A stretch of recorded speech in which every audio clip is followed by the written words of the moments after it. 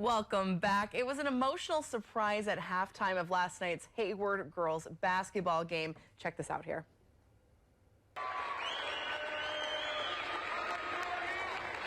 That is Terrell Betcher getting the surprise of a lifetime, a $10,000 check.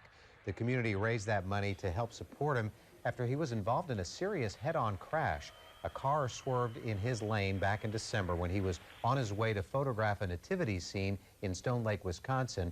While another person died, Betcher was hospitalized for some time. Having been a reporter for the Sawyer County Record for 40 years, Betcher is a beloved community member, and he says this surprise was incredible.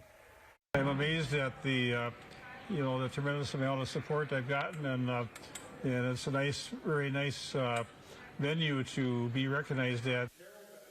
Well, at 72 years old, Betcher's biggest goal after the crash was just to get back working at the newspaper, and we're very happy to report that Scoop, as he's fondly known, is back at it, telling stories about the community that he loves. Congratulations to him on that. That's wonderful. Keep it going.